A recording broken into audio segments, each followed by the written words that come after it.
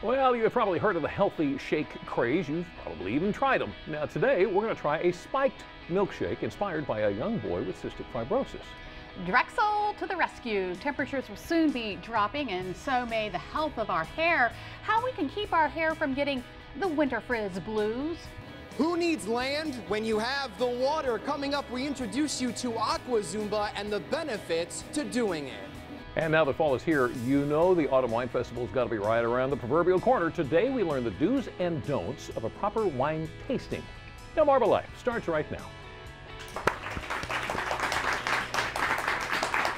Good afternoon, everyone. I'm Lisa Bryant. I'm Jimmy Hopple. Welcome to Delmarva Live from historic Studio D. And we'd like to welcome our studio audience today. Thanks for joining us. Got a lively bunch for a Monday. We do. Getting the week off to a good start. Thanks, guys, for coming. Appreciate you being here. I think you can say we are well into autumn. Can you really? It just Middle seems of October. So warm out. It's Yeah. the 70s, and we're talking October. I don't understand it. Now, we're just, I don't know about where you are, but we're just starting to get some color in the trees around the house. Just starting. Yeah, I think the further oh, look at that picture right there. The further you go west, even on Delmarva, you start to see the leaves changing a little bit more. I know we traveled to West Virginia over the weekend, and Western Maryland into West Virginia, that area, absolutely at the peak. Really? Gorgeous. Coming this way. Oh, Get ready for it. yeah. Well, the fall colors are apparently being delayed just a little bit because of climate change, according to researchers. They're even saying that they're coming later, but they're going faster. Right. So the peak isn't lasting nearly as long as it was. It has to do a lot with the warmer temperatures, erratic weather patterns, adverse effects on tree health, according to, you know what a phenologist is? Probably someone who looks at a tree. I don't know. No, I think that's exactly what it is. A leaf Oh, expert. look, it's red. I must be a phenologist. Well, you know, my husband was up in Portland, Maine last week, and he said that he thought it would be a lot prettier there. I mean, the leaves would be far further into the, changing, but it wasn't. Still green, still got the chlorophyll and everything. Yeah, so I don't know. Hadn't really hit it yet. Well, who knows? That's the way it goes. One thing we know for sure, football season is in full swing. Great weekend for the Redskins, beating Minnesota 38-26 over the weekend. As a matter of fact, we were worried about the whole how is he doing after the concussion thing from RGIII. Well, take a look at this little run. Found a hole, took it 76 yards into the end zone. Robert Griffin is doing just fine. Thank you very much.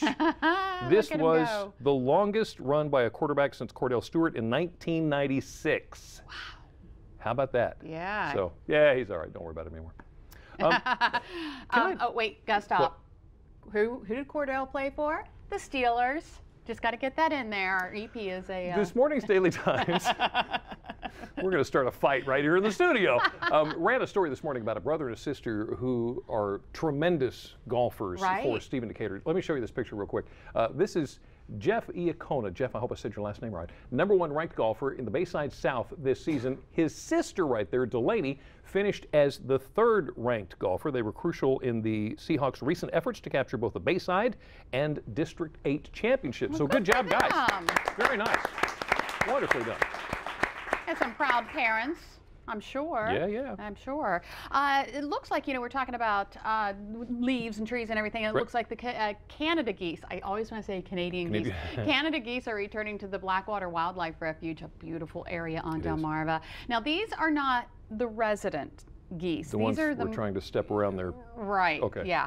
These are the migratory geese. There apparently was a 6-year ban on hunting in the late 90s, and that has helped bring the numbers of the migratory geese back up. Yeah. So it's really good news. And they're out there in the Blackwater Refuge. Absolutely gorgeous. And one note here, at the peak of wintering in December and January, you can usually see anywhere from 12,000 to 15,000 of them. They're just not locals, that's all. Yeah. It's not the residents. They're tourists. They're tourists. They're coming, they're going to go. Spend the money, see you, bye-bye. Just want to go on record here as saying there's going to be an earthquake Thursday. Oh, okay. Okay, just to let, here the deal is, in Dorchester County, they're going to take part in an earthquake drill. It's called the Great Southeast Shakeout Earthquake Drill. Dorchester School Superintendent Henry Wagner says this is going to be the first time that there's been this system-wide practice of earthquake response procedures. And that's what they're doing there, right? That's what they're going to be doing there. Are they under their desks? Yeah. And under their chairs. Okay. And what it was is it was all kicked off by last August's earthquake. The great earthquake of 2011. And that's the one, kicked over everybody's lawn chair. It was actually in Virginia, but they felt it here. It felt all over the East Coast for that matter. So this is just something they want to do ahead of time. Who knows, it could happen again, and everybody be ready. Yeah, so we'll be ready. Thursday morning, they're going to be taking part of that. All right. I know a lot of folks who travel up between Caroline and, is it Caroline and Talbot? The Dover Bridge. They are going to be happy to know that the Maryland State Highway Administration is going to be working on that bridge tomorrow. Starting tomorrow. Do it tomorrow, right. Weather permitting. Right. If it rains, they're going to bump it off to Wednesday, but what they're going to do is, as they're inspecting it, I think there's a bunch of welders going to go out and inspect it. They'll raise and lower the bridge, but it's not going to be up any longer than it would be as if a boat were going under it. Oh, okay. So it's just going to go up, come back down. It's going to be between 9 and 3 tomorrow, unless, now the rain's supposed to come overnight, so it should be fine tomorrow. But just in case, they'll just bump that to Wednesday. I know a lot of people have been waiting a long time for that, goodness. that bridge to get fixed. Yeah, let's do something about that. Yeah, yeah. Did you know about Nace's Day in Trap? Nace's? Nace's with an Day. N? With an N. Yeah. Nace's Day. I never knew about it. The 145th Nace's Day was Saturday in honor of former slave, Civil War veteran, and religious and civil leader Nathaniel Hopkins. This is a picture of the parade that went on Saturday.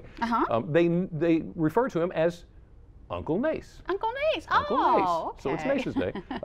He was a freed slave and returned home entrapped from the Civil War after the fighting for the Union Army. And he actually started one of the first schools in Trap. So they've been doing this for 145 years now. 145 years. How about that? So How it was about a big thing that? going on Uncle in Trap. Nace.